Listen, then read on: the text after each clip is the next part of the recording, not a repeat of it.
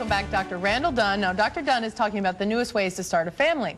From our last segment, we learned that fertility is certainly a bit of a finicky but attainable thing with that patience and a good doctor, but some women are trying a very different route. It's an invasive surgery that they're usually designed for people who are in need of major weight loss. So we sent our reporter, Christina Terrell, to take a look at this new controversial method that some people are using to chase that dream of having a family at all costs.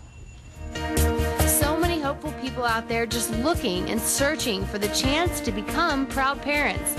Well, there will always be that endless search for the fruits of fertility. Chances are that the answer lies right in the pit feeling that you get in your very own stomach. Could the golden ticket be to lose some weight? Losing weight is good, right? I don't think anybody can argue about this. So losing weight, we found out, is good also for people who were infertile. And they were infertile before for a lot of reasons. Some of these were obesity. Not all the time it's obesity, but obesity contributes to the infertility situation. Now, losing weight won't weigh on you or your rate of fertility. It's called lap band surgery. Now, this isn't a miracle procedure, but it can definitely help. It's a different type of procedure. We're going to take a band, which is a silicone band, and we're going to put it on top part of the stomach.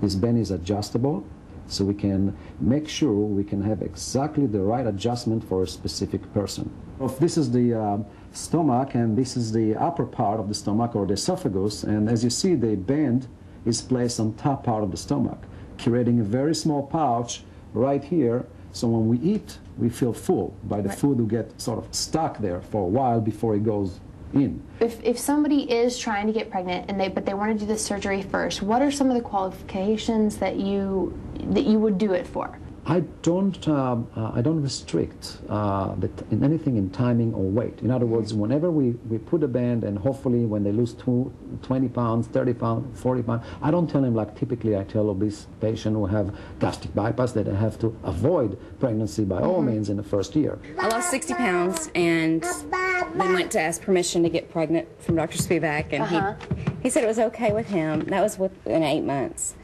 And then he told me he wanted me to ask my OB, and so I asked her, and she said she wanted me to lose another 20 pounds, but I was already pregnant. It's more important for me and them to have a successful pregnancy than to lose the weight.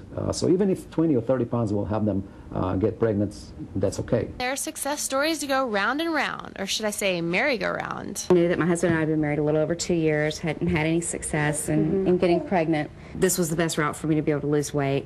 After you had the lap band surgery in April, is that correct? April of last year. April of last year, where you were pregnant by October. Yeah. And now he's a month old. Dr. Spivak wants us to be healthy and happy. And for some of us, that happiness rests in the arms of a new touch.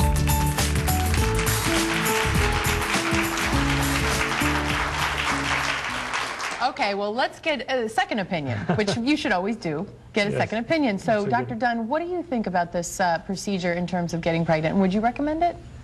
Well, in general, I think there's some good medical options for these women besides having a surgical procedure. I mean, number one, a lot of those women, just looking at them to me, look like they have an ovulation problem called polycystic ovary syndrome. And there's new medicines, particularly one called metformin or glucophage, that can help them lose weight.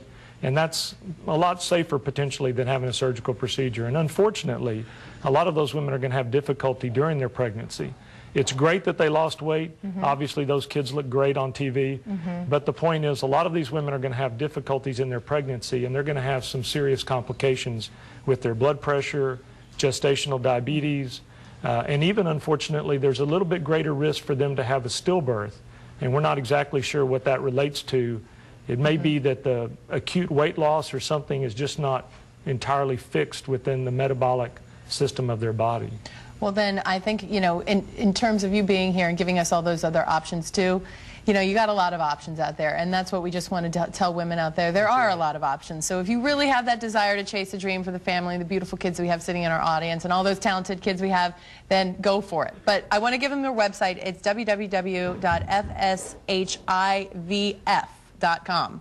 All right? And we'll have that up on our website because I know it's kind of a lot of alphabet soup. Thank you, Dr. Dunn, for being here. Okay, stick with us, though, you all, because now that we've gotten you all pregnant, what are you going to wear? Up next, we've got the...